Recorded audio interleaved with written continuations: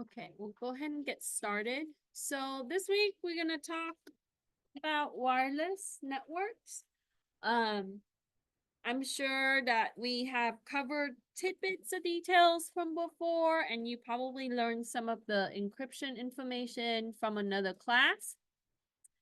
But today we'll talk a little bit more about network technologies and wireless requirements for setting up wireless networks.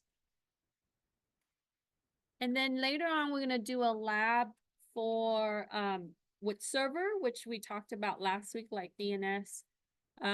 So you will need a drive for the next part or the second half of the class. Okay. So let's go through unit 10. And also I had sent you test out access code. Make sure you check your email. You can use that code to activate. So you just click on the assignment and then it's going to prompt you to the homepage of test out, and then you can follow the steps described on the email. But make sure that you keep that information in case you need it later on. You do have the license for a year, so you can have access to it later if you need to come back to study for the exam or do some of the labs. You're welcome to use all the resources in test out. For this class, I'm only requiring test out for practice exam, and that's part of your grade. So we'll come back to this topic later. Okay, so the first page of the notes include information about wireless technology. We know that it uses radio frequency, and the signals is transmitted over the air. What you see is radio wave signal. So that means that the farther you are from the source, right, you know that you would have less signal, as most of you are familiar with your mobile phone or your smart devices. And so what we want to do is we want to think about the technology when you set up wireless network. Everybody has a wireless network, right? And we'll talk about the integration of wireless network in the larger LAN, your local area network. So, with that, we should be able to answer question number 1. It says, explain the relationship between frequency and distance in a wireless network. So when you have a higher frequency, right, that means that if you're using 5G, that will be transmitted in a shorter span in distance. So when you're integrating 5G wireless network into your local area network, you need to know that because of a higher frequency, your devices are only going to be able to pick it up in a shorter distance range, right? So meaning that if you have a device that's really far away from the source, you will likely not be able to connect to the actual 5G access point. When you're using lower frequency, which is at 2.4 gigahertz for wireless, the signal is transmitted in a larger or longer distance. So there is an indirect relationship between frequency and distance. And you also need to know that there are things that will impede signals, such as glass, water, metal, right? This is why when you have your wireless router at home, it, from between the walls, sometimes it's not able to pick it up. So if you have a metal plate inside the wall, that's going to also bounce your signal.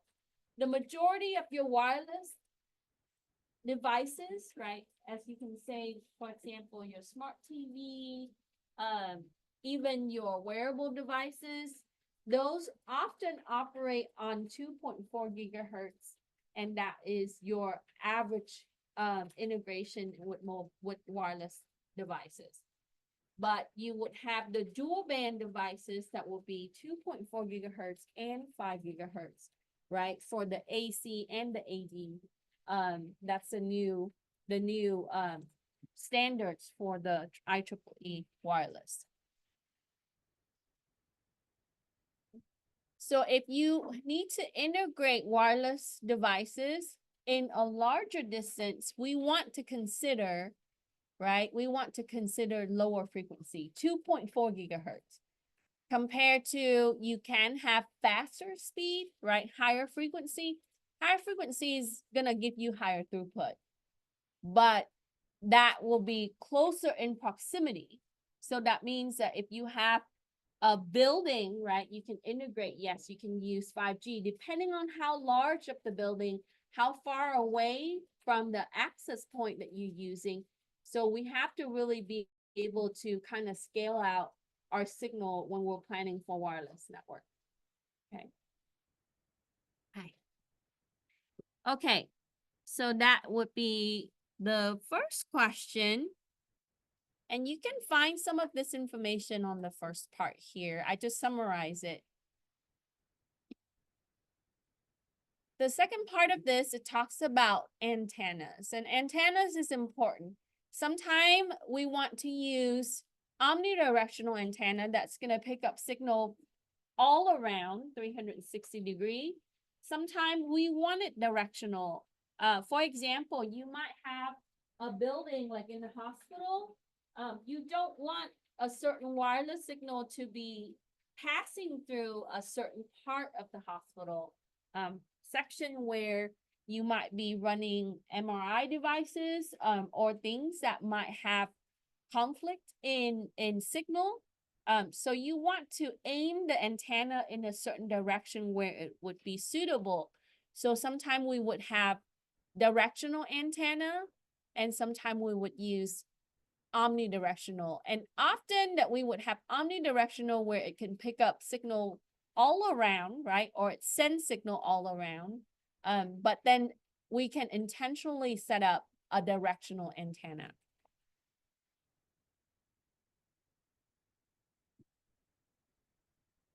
So we should talk about a little bit about bands and ISM bands and how it's used.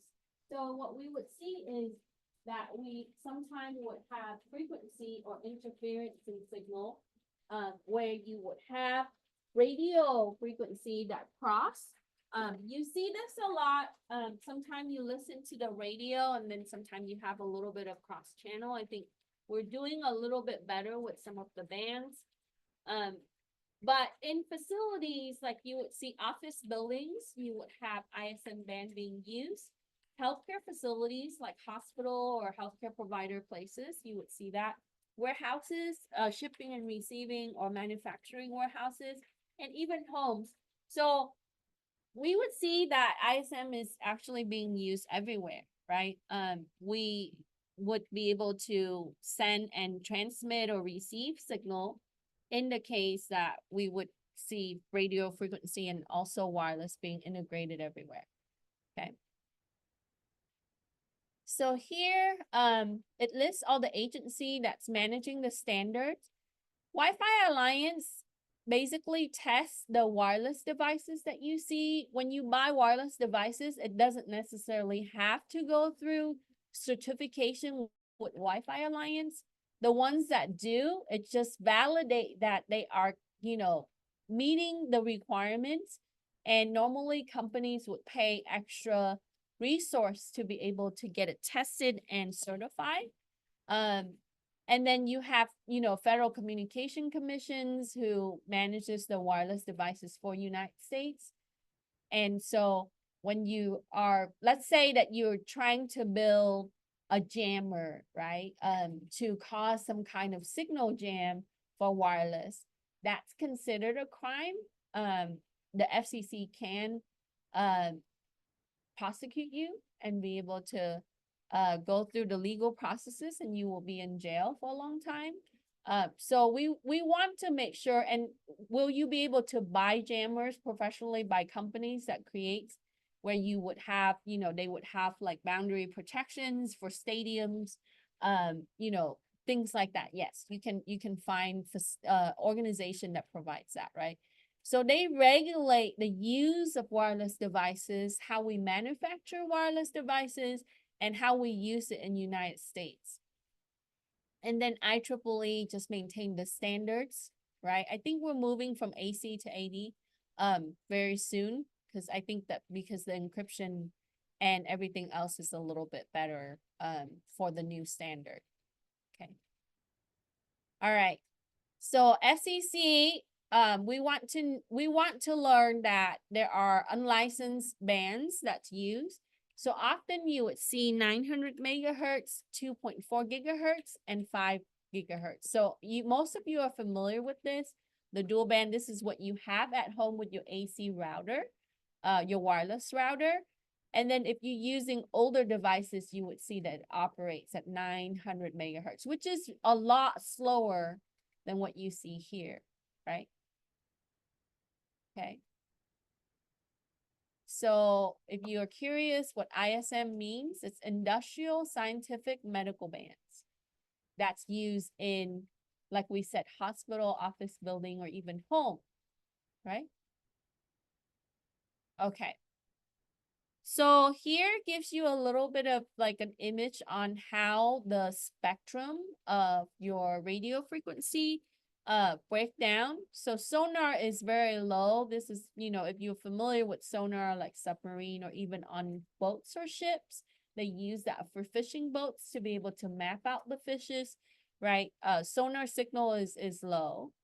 And then you got the FM broadcast. This is your radio, your public radio that you listen to in your car. And then the cellular area is a little bit under 900 megahertz. So you're at 840. And then from there, in between, from here to the visible light, what you see here with the spectrum is your 900 band, 2.4 and 5 gigahertz. So we operate wireless right here. Okay. Will we be able to exceed 5G? Down the line, technology will allow us, right? But I think right now we're pretty new to the 5G area as far as consumer integration. I think this been around for a long time. Wireless technology been around for a long time. It's just for consumer integration that's widely used across the world is somewhat new in the 5G area. Okay. So that this kind of give you the historical, right? I think 5G been around since the early 2000 or even in the 90s. I think it's just widely adopted now, like I said. Okay. Any question? Oh, we're not very full today. All right. So let's talk about the cellular network that uses 5G. I think that some of us are using some of the former, I think the integration for LTE and upgrade to that, to the newer, right? This is what you see with T-Mobile and then also Verizon. For the type of cellular network that you see with 5G is your code division multiple access, your CDMA. This is what you see with the older integration for 5G with Verizon network and some of the other networks. So basically it gives out a code for each of the call that's transmitted. And then the data is kind of spread across the spectrum, allowing it to use various frequency in the band. And then for your LTE, this is the older technology for what you see with AT&T and T-Mobile. This is a standard broadband communication for mobile and wireless device. And it uses data terminal and it's based on your GSM Edge and UMTS technologies. So when you upgrade it from one technology to the next, you have to continue that with the 5G, right?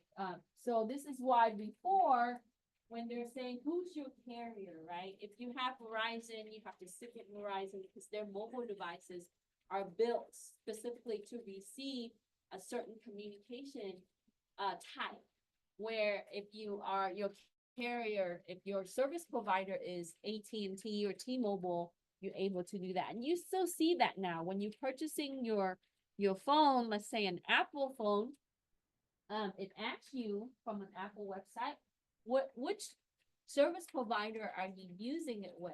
And then when you're using the one that is not tied to any service provider, those are it's able to work with multiple type of networks. So it's not limited to certain type of communication.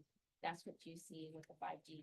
Now you know that 5G is not everywhere in the world or even in the nation, right? There are some spots that don't have 5G, even though there's advertisement for our service provider that 5G is widely, mostly everywhere. But in the rural area, there's not even fiber connection. So you will not have mobile tower or cellular tower that's being able to support the signal. So you do see that we still have a lot of like rural area that we haven't developed out in communication, and other part of the world is still using 4G or even below that, right? So we are fortunate to have a higher frequency to use, so that way you are able to have more throughput or ultimately faster performance in communication, but it's inconsistent, right? It's not the same everywhere in the nation or even the world. Okay, so for quiz and final exam, make sure that you understand the difference between these two. Code division requires a code. And then for your LTE, it is an upgrade from GSM or Edge, right? If you have, or if your parents use the older mobile device, when you turn it on, you would see this logo at the top, right? GSM or Edge. And it is an upgrade to the LTE and then eventually transition. So, when you turn on the type of network, and then when you go to another country, if you're using your mobile devices and connecting to their network, it will say the type of mobile network that you're connecting to, right? And that really breaks down to how communication is transmitted across, okay, wirelessly. All right. Any question? Okay, so for this type of information, you can defer to the notes and it gives you additional information, like if you're using a SIM that's formally based on GSM, and then your FDMA for the frequency division multiple access. I know if you're studying for A+, you have to kind of know this too, along with Network Plus, right? And then it gives you the TDMA, CDMA, and LTE. Then now what we're going to do is we're going to go through some of the 802.11 standards.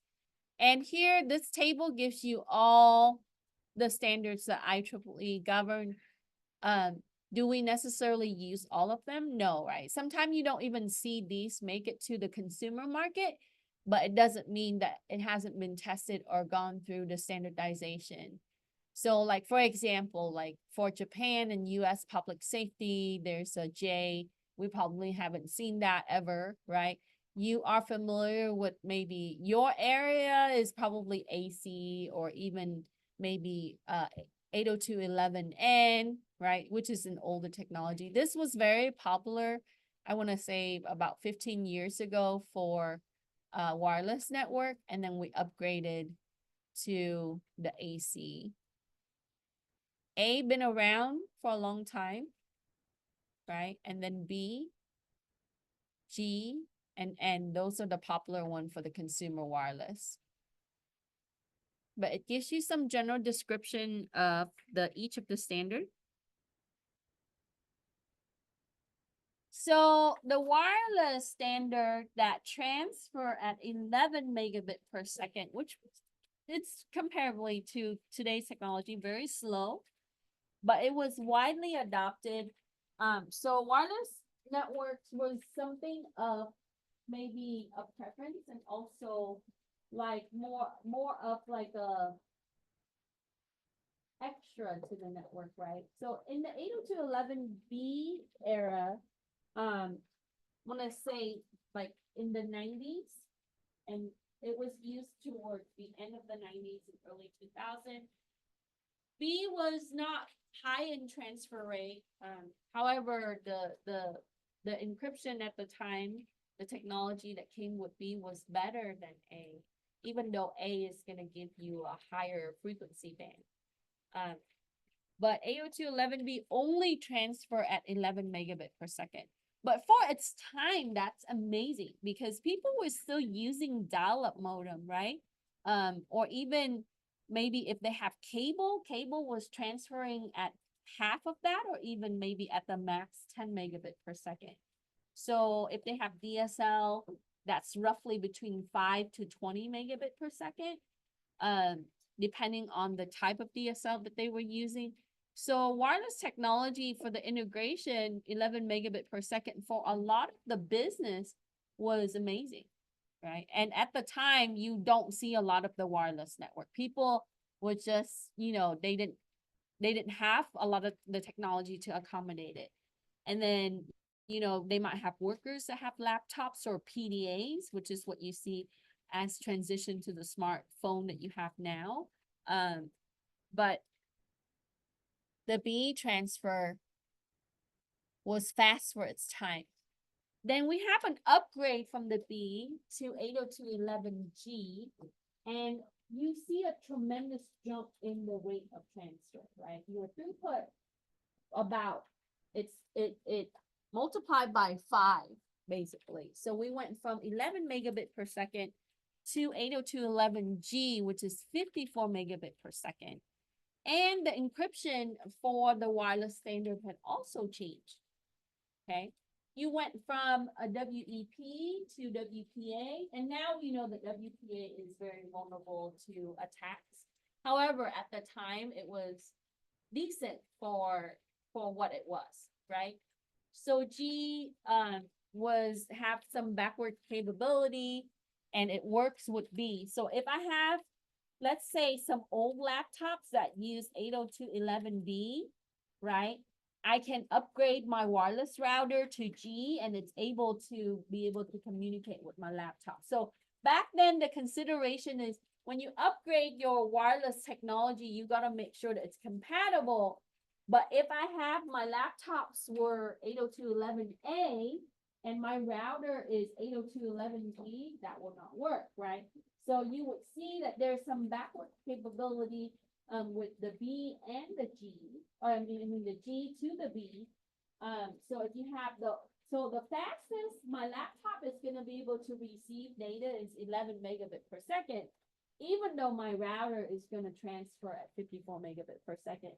So you would have slower devices, but faster network connection. And so a lot of the administrator would then upgrade the access point or the wireless router to the newer standard, as long as it is compatible to the older standard.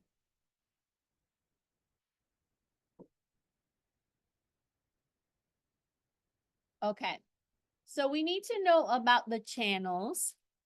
I think during the first week, we kind of touch on this.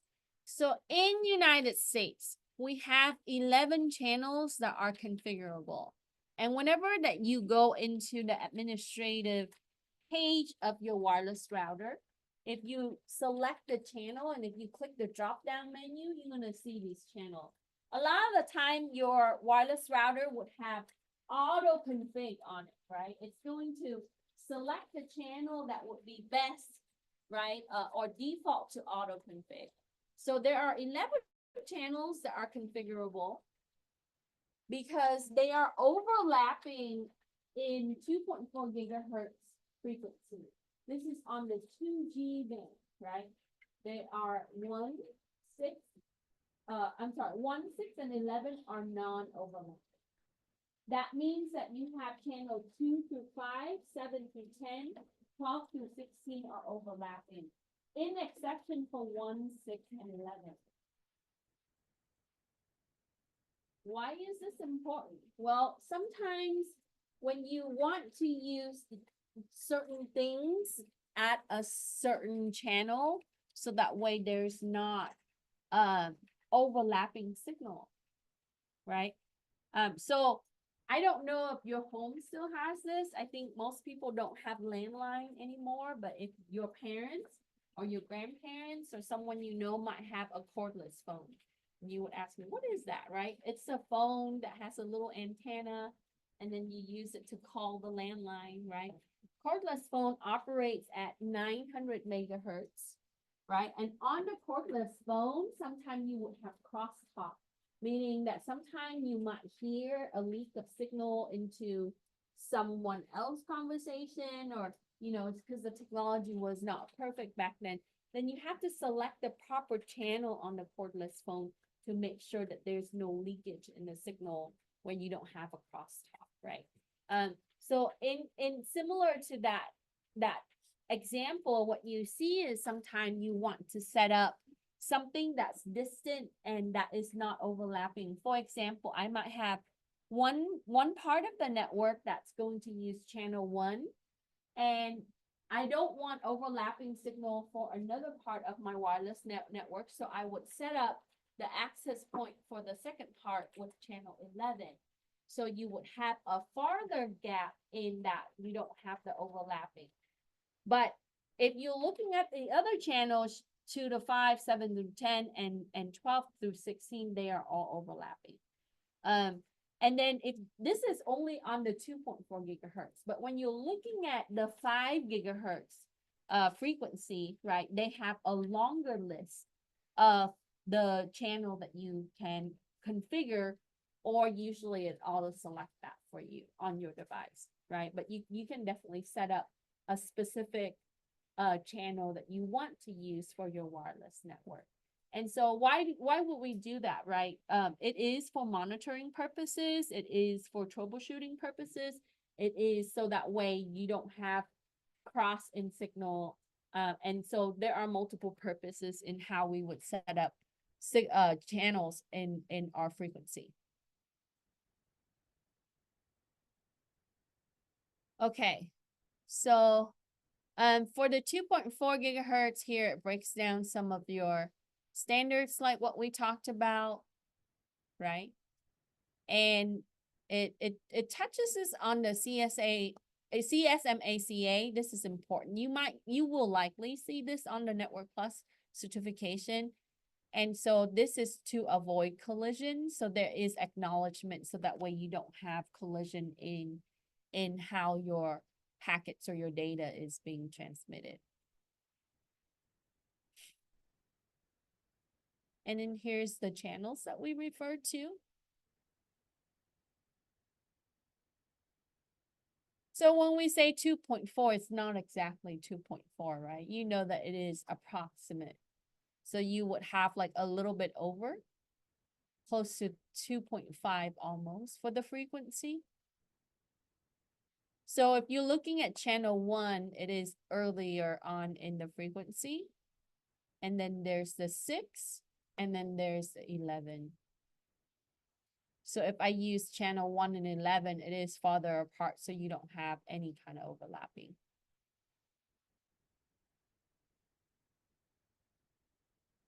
Here is your 5G.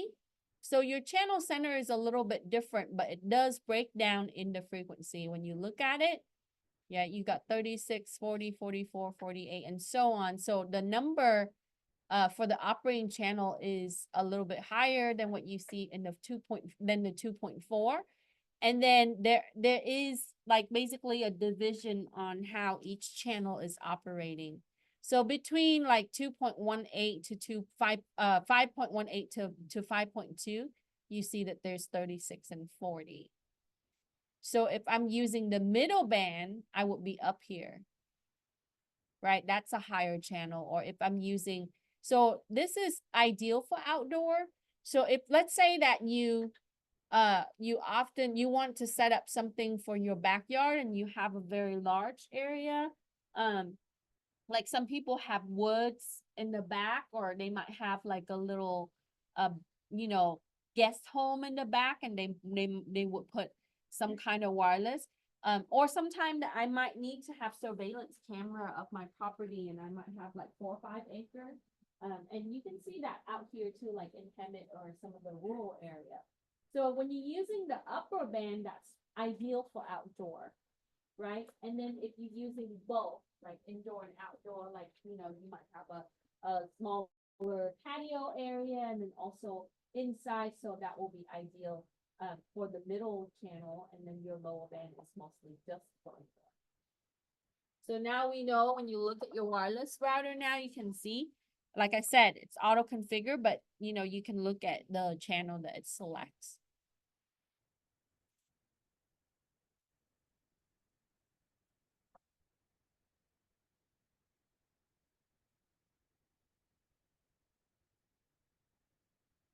There's some TPC information.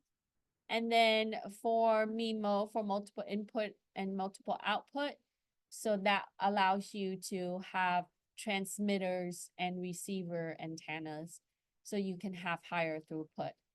So whenever that you buy devices and you see MIMO, M-I-M-O, right? We just know that it is going to give us higher throughput because it has transmitters that's built in and receivers through the antennas.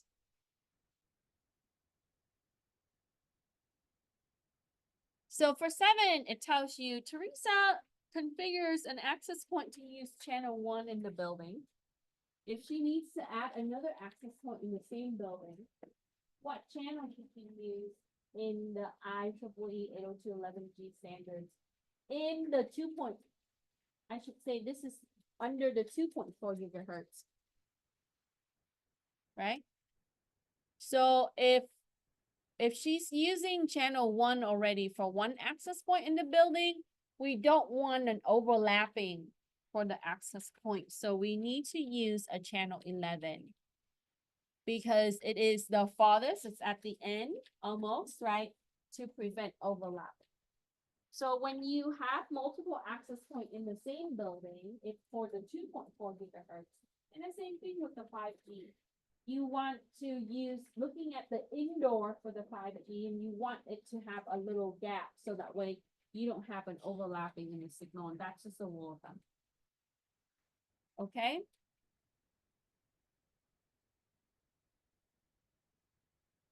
So when it's overlapping, you will have some performance issue, right? It will not be able, for example, like people are trying to connect to your access point and it's not picking it up. Even though it's there and it's power on and other devices sees it, sometimes when you have overlapping like that, it's causing some issues in communicating and transmitting or receiving. Yeah, you can, but it's close. So because let's say that my building is 100 square meters, that is actually a close proximity.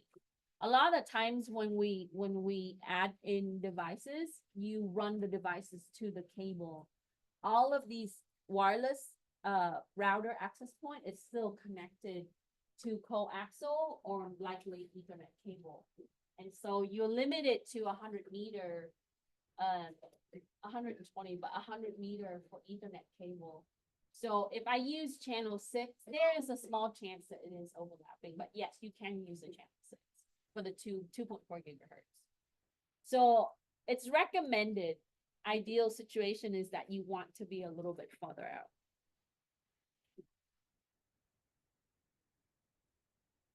Okay, let's move this down. Okay, so in the section where it talks about after the channel and right before the MIMO section, it goes over your dynamic frequency selection, which is known as your DFS in the WSU, in the wireless network. So why do we have to have a device that has this particular feature? This feature is important. It prevents interference that occurs across the wireless network with devices, right? And you don't want interference. Interference in signal depletes signal. So that means that when you have signals that are, on top of another signal or causing conflict with signal, what will happen is it would decrease in throughput or ultimately cause interference. So that way there's no communication, right?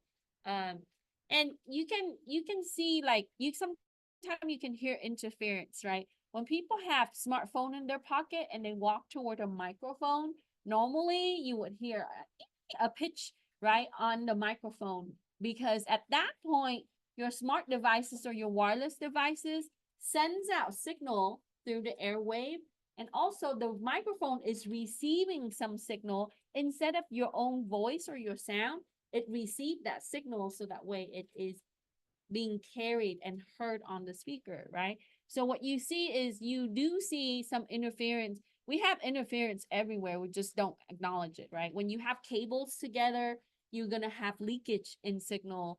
And when you have a lot of that, you are going to have some either delay or slow down or deplete in performance. So you want to make sure that you have quality of service all the way around for your network technology. And then in that same section, it talks about TPC, which is transmit power control in the wireless network. This allows the client and the AP to communicate with less power. This is important for when you're looking at things that are industrial. For example, you drive around downtown Riverside. If you look up near some signal light area or the light, near the light pole, you might see little solar panel. And I know that, Moreno Valley is going to start integrating that. City of Loma Linda has it. There are many cities that operates mostly on the wireless network. And you want things that consume less power to be able to maintain the devices, so that way energy consumption is not a big deal.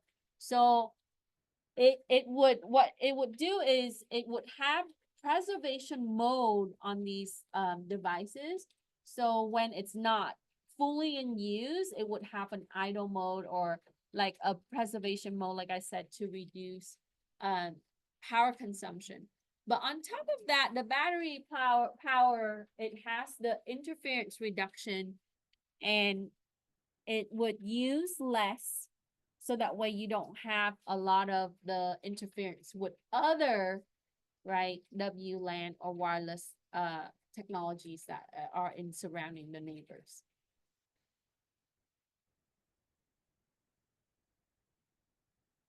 So when you buy wireless access point or router, you want these two things, right? They are beneficial for your device. You want to get something that has TCP, which reduces power use.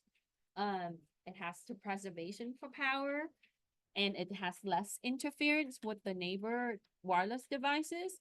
And you want to have DFS, your dynamic frequency selection. So it's able to auto select or change, use various frequency as it needs. Because remember, your frequency is tied to channel, right? So auto configurable options are ideal. And then we touch a little bit on MIMO. So MIMO, multiple input, multiple output, MIMO. This is using multiple transmitter and receiver antennas to increase data throughput. So you also want this particular feature on your wireless device. Now, some devices doesn't have a physical antenna that is attached to it. Like you see a lot of that, like your smartwatches, it has, antenna that's built in. It's able to detect other, right, like your wireless routers and things like that. Your smartphone doesn't have an antenna that's attached to it. That will be tacky looking, right? That's like the old cellular phone that you would see back in the day. But it does have the integration of the chip that would have the sensor to be able to pick that up. So, and then if you're looking at wireless routers or access point, those have physical antenna that's attached, and you want to have MIMO.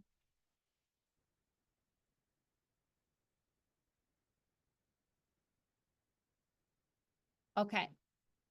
So let's put this up a little so we can see the bottom. Okay, it says 11. Carlos bought a new wireless router and found Wi-Fi sticker on the box. What does the sticker imply? So whenever that you see the Wi-Fi sticker on the device, on the box, basically that has been through the certification and testing process with Wi-Fi Alliance. That means that it is interoperable, right? That is tested across multiple types of devices. And basically, you don't have to add the second part, but it is they want to ensure that all of these things are backward compatible. So I think on the AC now, they are backward compatible with the earlier standards. So what you would have is, if you see the Wi-Fi sticker, it just means that they have backward compatibility and interoperable across multiple types of wireless device. Do you have to have something that is Wi-Fi Alliance tested? No, right? There are devices that are sold a little cheaper, that they haven't been through the test. Manufacturer will produce and be able to push them out a lot quicker because the testing process costs and it takes up time. So sometimes you don't have it certified, but that's okay. It's still capable of doing whatever that it's supposed to do. So you see this with older technology also.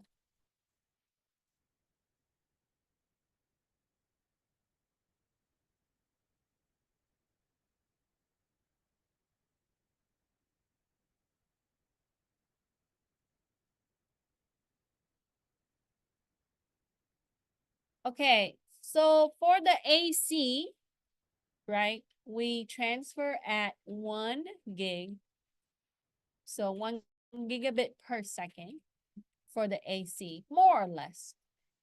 So someone might ask you, since you're taking networking class, which one is faster, Ethernet cable or wireless? What do you say? Ethernet, definitely 100%, 1000%, right? Ethernet cable is going to be faster. And wireless, you have to consider other factor too, right? Line to side, bless you. Additionally, you also have things like you would have to consider if there's other things that might impede your signal in between from your access point to your device.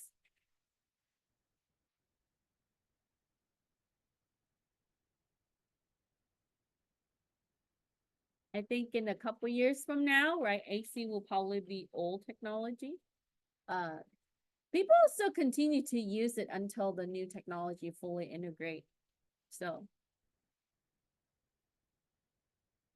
I remember when AC first came out, everybody wants AC, and wireless router that were AC were very expensive because everybody wants to be on 5G.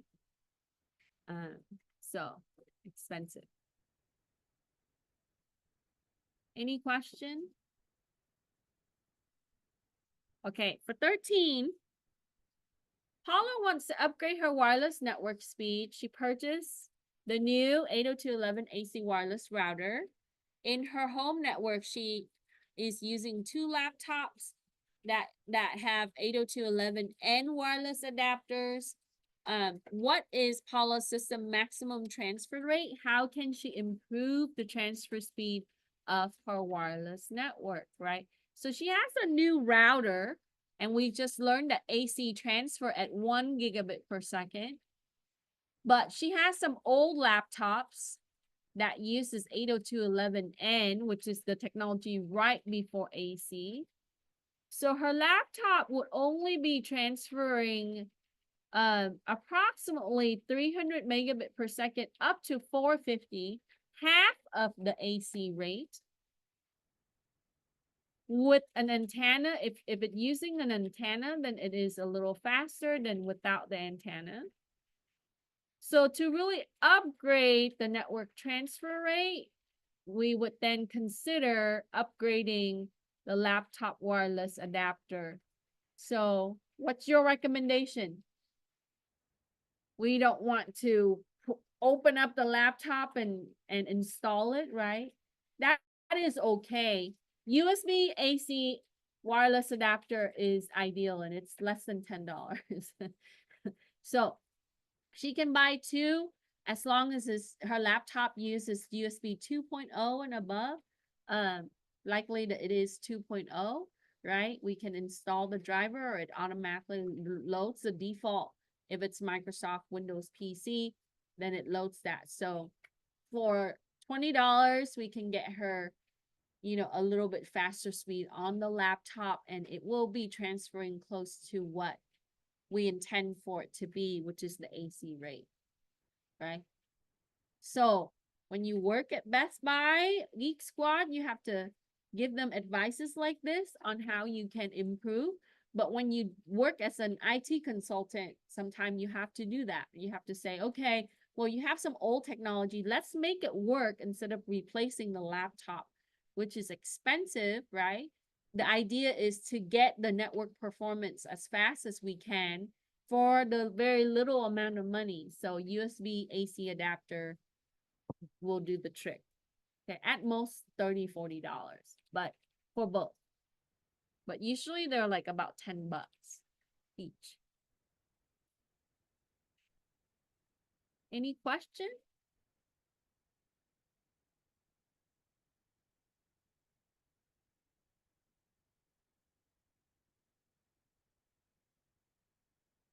Okay, so here it talks a little bit about spatial multiplexing. We already learned about multiplexing in the past.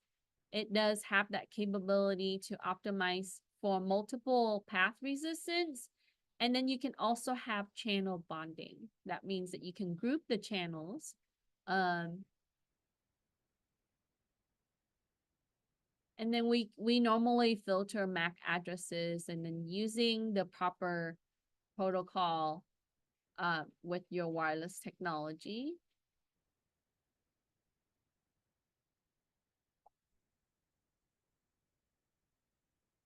Here gives you a little bit of the layout on the rate for each of the standards, starting with A, G, and B. It doesn't have the N like what we touch on, and then also the distance. I think most of the networks now is with AC, but you never know. You might run across an older networks, a backup network maybe. And in the security world, that's a flaw, right? Whenever that you using old technology and you're not updating like encryption and things like that, we look at that as an issue. So we have to close the gap on that. So we either advise them to upgrade or like, you know, reduce the use of the system. Okay, so antenna information, and then a little bit on the Yagi, right? This is point-to-point antenna. A similar technology, I'm sure that some of you know this, right? If you drive around the neighborhood, people might still have antenna on their roof. And that is a point-to-point, so that way they can pick up local television channels and things like that.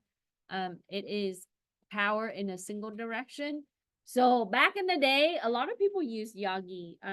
You know, you have to angle your antenna a certain way to receive your signal a certain way. So it is directional. But you know, people, you can also build it too. There are tutorial on how to build that. Okay. Let's see. Sorry, let's switch over to the next part. Okay, for 14, it says Mac's office is 200 feet from the company access point. It is an older access point, 802.11g.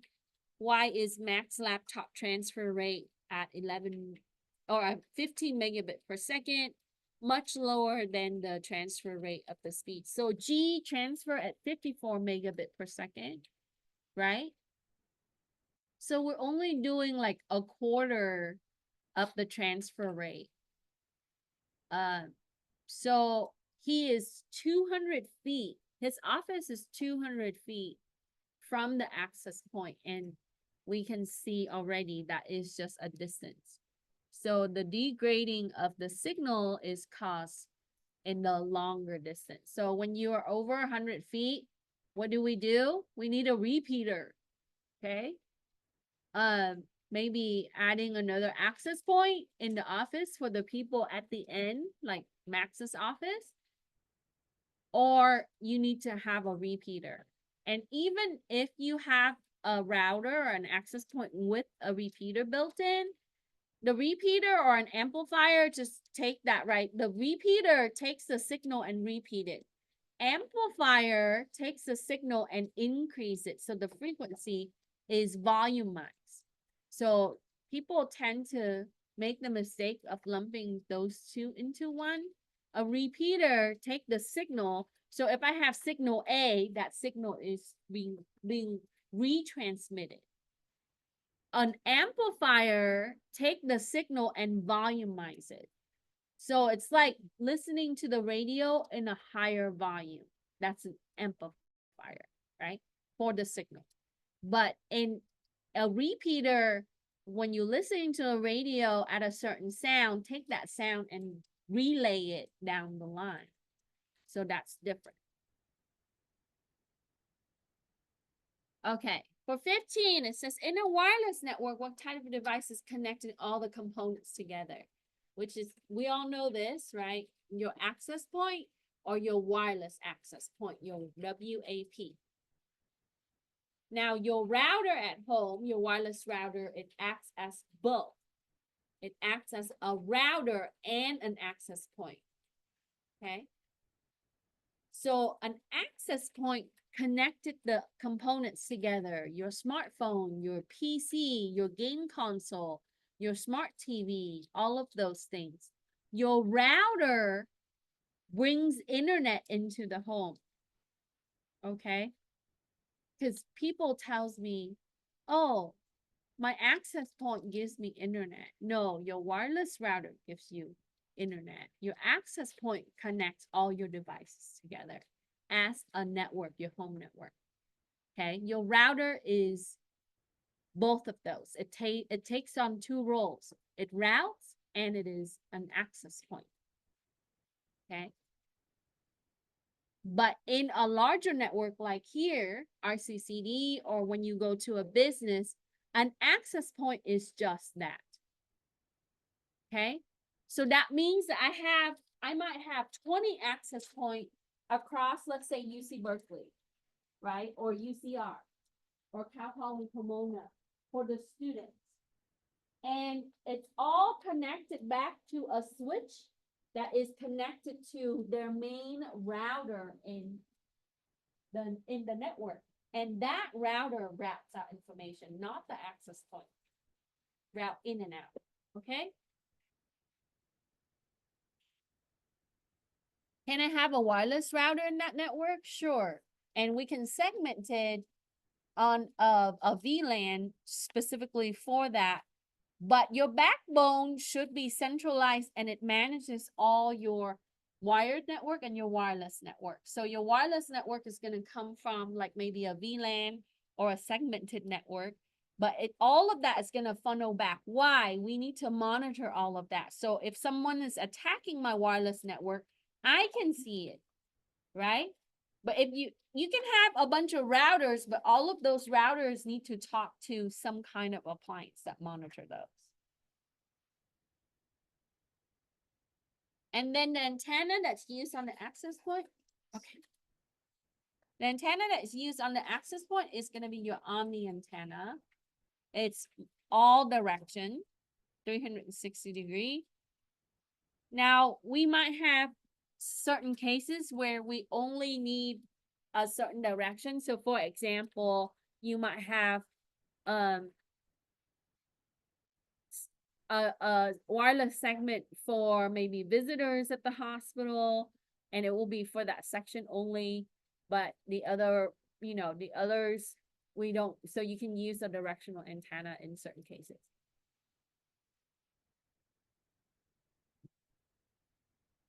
Okay, pretty easy question. And then on the next question, it asks you what type of antenna is used to connect two access points together, right? You've got two AP that needs to be connected. You can use a Yagi. They are directional.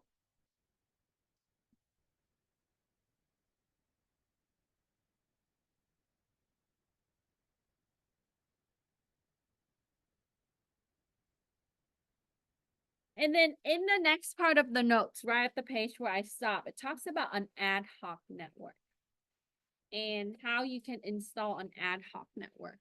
We use it all the time. I think that we don't pay attention to the terminology or we don't know what it is. So whenever that you using like a peer-to-peer network, it's also considered an ad hoc network. So two computers connecting wirelessly using the wireless adapter. Like I'm connecting my laptop to my other laptop, right?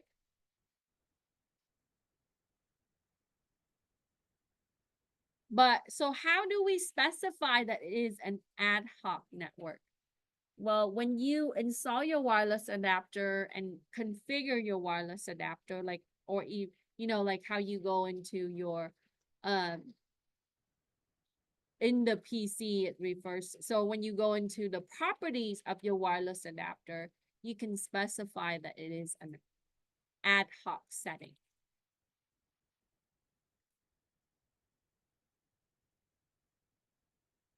So where can I find this information in my notes?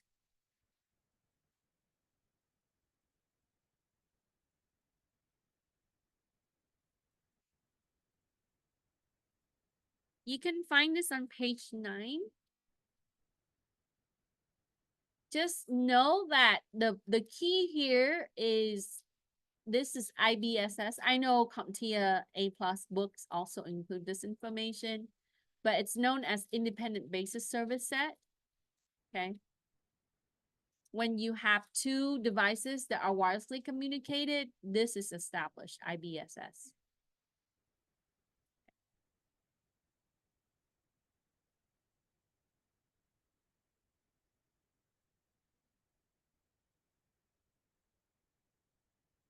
So,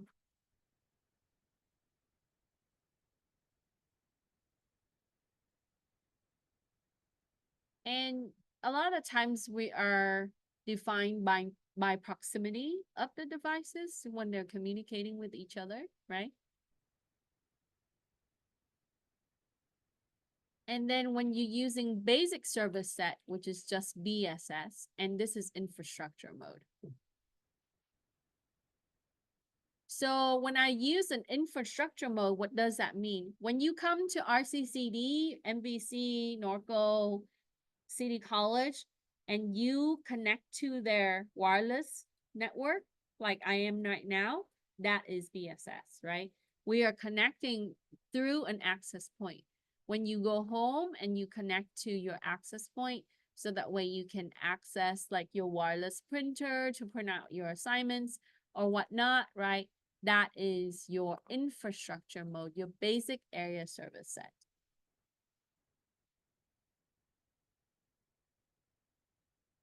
So for 19, it says Mark is installing wireless networking for a small business consists of an access point, a small business server, laptops, wireless printers. What type of wireless network is Mark installing? And that is your BSS or your basic, right? So that will be your infrastructure mode. Okay. Compared to ad hoc network. So ad hoc network is when we're connecting device to device. Where infrastructure mode, we're connecting through a centralized point. It becomes a star topology. So you are centralized by the access point to all the other wireless device.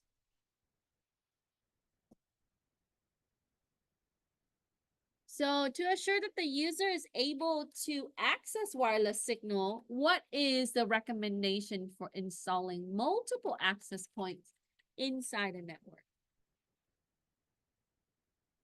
So if you have users across the entire campus, right? When we're looking at like a college campus or a university campus, or even a large company with different sections of the facility, you will have many access points. We don't want overlapping channel. Don't get this wrong, right? It is overlapping in the signal, meaning that the circumference of the signal should be overlapping with at least 10%. So how do I be able to set that up? So what I would do is I would start from one wall, right? And I would get a signal meter, aka your smartphone works just fine, right? But we have devices like that. We would walk toward the edge of that circumference, the end of that, maybe that building or that room, and we would read the signal. Okay, so when you get from a 5 bar to a 1 bar, that's at the edge, but you want to overlap before the 1 bar. You want at least 10%. Normally, I prefer 20%. So that way, when someone stands in that spot, right, at that edge, they still get signal, but it's gonna be enough, right? Not low where they cannot transmit anything. So, and then you would do that. So your circumference for the signal, you want that overlapping by 10%, not the channel, okay? But, so your access point should be like that. So where do I mount the access point? Right before the edge of my signal, where my signal ends, right? So if you look, they have an access point right around here, so you get some signal in the parking lot. And then when you go over to the other side where all the main buildings are, there are multiple access points there. So they need to be able to determine that. So when you're installing the wireless network as a technician or even engineer and you manage this, right? Let's say that your company is expanding, right? They're building another area to, maybe for manufacturing, for the robots to be able to, you know, build and create and, you know, manufacture things. And you need to have access point out there because they might have wireless devices, or and the robots are mostly all wireless in communication, as they are IoT devices. So you have to set that up. I think I have a picture for it. Okay. So this is what you would see in a distributed environment, right? We talked about that earlier. This is what I'm talking about here. So 20%. So from one access point to another access point, we need to be a little bit overlapping. So if someone is using their devices here, they still get a little bit of signal, right? But normally we want to plan this and engineer this so that way no one should be at the edge. Like nobody's office should be right there. If it is, you got to move their office because you're gonna get troubleshoot ticket all the time about network issues. Okay. So you want them to be, and you would build that out, right? As many of the access point, and ultimately it connects back to your main switch and your main router. So when we say LAN backbone, that's your rack where your router, your switches, your uplink switches are connected. So your access point still is cable connected to those.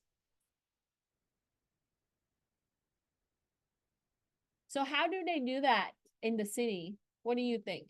If you drive around, you look up, oh, there is an access point. So that way when someone is, you know, in that area, in the civic center, when they're going to court, when the lawyers are walking their way there, they can still connect to that. I don't like using public Wi-Fi, but who knows, right? They can still connect to that city. So how do they do that? It's still gonna be underground or through on top right connection. You still see it, right? It might be power with solar, but you still have to connect it back to the network regardless. If it is wireless connected, it's relayed to back to the network. So that way the city network actually manages all the device, right? You see that in a lot of like the smart city now. I think like things like people are building out part of Chicago or even some part of the world like in Malaysia and so on. Almost all their devices are wireless, and you still have industrial routers and things, access point that relay signal back and forth. Okay, so you still need to connect it back like this. So you have a wireless controller, an appliance that's going to manage all of them, right? I normally segment this so that way it is not all inside my network, because it's so easy to get into the wireless network, right? You already know, okay? And so if they can get to your wireless network, they can get to your network. So that the whole point is to make sure that you segment it, and then there's proper configuration with the security appliance. So that way it detects, and you know, normally they throw this on a VLAN and then segment that with because it's you can route it in, so you can just use subnet to be able to manage it. Okay, let's do some of the last part. Try to give you some time to do DNS today. Okay, so for 21, it says, what is the main difference between a wireless standalone and a control-based wireless network? And you can see from that picture that I just looked at, how are they configured? So first, the standalone controller doesn't require a full OS. They're managed independently or individually managed. Second, the control-based system has full operating system. The controller is configured to manage the other access points. Whether it is a server that you want to manage, a lot of times we use an appliance, and an appliance would have some kind of operating system, including your network appliance. So some of you were using the switch successfully, and some of you were using the switch not successfully because the models are different. But whenever you boot to those appliances, you can see that it is an operating system that you're using, and you might be controlling it with the commands, or you might be using graphical user interface when you click, right? So there are operating systems that are integrated. So in the control-based system, it requires operating system. And operating system is just a software tool that we use to be able to control the hardware device, right? For humans to interact and manage the hardware device. So in the control-based environment, you have to have the OS, whether you're using like a server OS, an appliance OS, some form of OS, where the standalone controller doesn't require that. Basically, it is individually managed, some autonomous system. It is individually managed. So that means that it doesn't require the full OS function. It's just going to execute the function that it's written or coded to do, right? Receive signal, right? Store in data, retransmit signal, and that's it, right? That's a very simple function to code compared to the control-based system where you have to have more complex requirement in how you manage the other devices. So when we look at wireless network design, these are the things that you need to consider. Distance first, right? It is line to sight, so that means that how far we are from the source is important. Walls, whether it's brick or metal walls, or in California, we might have not well insulated walls or well insulated walls will bounce signal. Right? Remember what I mentioned to you before, right? When you're using access point or even cabling, when we go from one floor to the next floor, we use fiber. When you have one floor to the next floor, use a separate AP. We don't integrate AP because there's no way it's going to go through the floor, right? You already know that. At home, it might work that you have your router upstairs, and if you're in the living room downstairs, you might still be able to pick that up. But it doesn't work like that in business facilities. So we integrate different access points for different floors, and sometimes multiple access points for the same floor, depending on how large we're looking at. And you run the cable through elevator shaft, right? And then subceiling and subfloor to hide all of that. We also need to consider protocol limitations, right, with wireless technology and the standards that we use. So it's very important that you consider that. The security aspect of this is the encryption. Encryption is about your key length, right? Because you know the more simple the key, the easier it is for them. So basically, security just means buying time. So protocol limitations, interference with other devices. So when you work in facility that might have other devices that generate radio frequency, we have to consider that, right? Or other wireless devices that has its own signal. So we have to consider that there will be some cross interference, okay? And then I'll come back to the notes once we get some of this knocked out. And then before installing your wireless network, what should you do when you do site survey? So earlier, when I mentioned that you need a signal reader, right? And then looking at where you're gonna mount, how you're gonna run the cable, how you're gonna generate power, right? All of this is part of your plan when you're trying to engineer or expand your network with the wireless network. So we need to consider the scope of your network, okay? Meaning that what is your wireless network intention, right? How much accommodation for your wireless devices? How many wireless devices are you trying to accommodate, right? Let's say that I have 1,000 people, or maybe a very small place like, those coffee shop or restaurant that you see. So you have to look at the scope of your network, the type of devices that are going to be joining your wireless network, right? Whether it's most of the time it's going to be your smart and mobile devices, so your laptops, your tablets, your handheld devices, and so on, and their compatibility. You need to make sure that you have expected bandwidth capacity. And this is important all the way around, right? We don't want, if let's say you have the restaurant and all of a sudden it became a very popular restaurant because somebody had put it on social media, and then you have a lot of people there. So if you don't have the performance capability and scale, what will happen is your network is just going to be depleted. Then somebody writes a bad review, and then your restaurant will go down again, right? So when you're looking at that from a business perspective, we always want to think about performance and capacity and accommodation for our network, right? Because ultimately IT is service and it is business.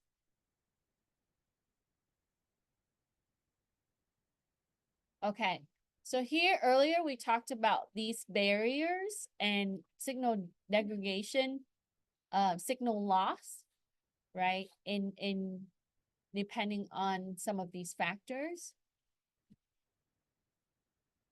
And then these are some of the things that you want to consider for Internet of Things. So Internet of Things, beyond just your Bluetooth and wireless, it uses other things like Z-Wave. That's for home automation, or this is also known as Zigbee, right? Your ANT Plus, this is a different protocol for sensor monitoring, like, if you have like pressure sensor or indoor lighting, that kind of stuff, smart bulbs, if it's not using Bluetooth, then it's using ANT Plus. And then your Bluetooth technology, near field communication, we all know, right? Most of you, if you pay with your ATM card or credit card, when you do a tap, that's NFC, with the chip.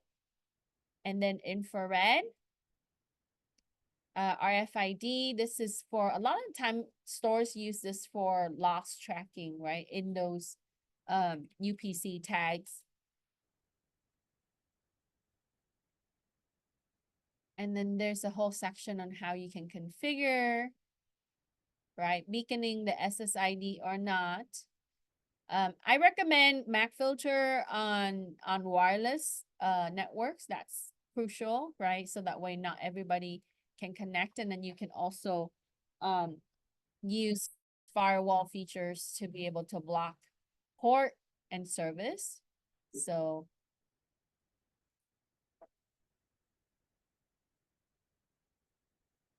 this is a screenshot. I think every book uses the Linksys because they're just popular, which is owned by Cisco, right? But your router would look similar, but not exactly the same. So how do we get access to this, right? The default IP address for your router, you put it into your browser, and it's going to open up the login page. With the right username and password, you should be able to access the configuration mode or the administrative mode of the wireless router that you have at home. And then you can go through the setup and the security options. Sometimes you would see the vertical tabs or the horizontal tabs similar to this. And then site survey information. This is purely for gathering information. And this could be for building out, planning, right? Or even a re-engineer part of that network.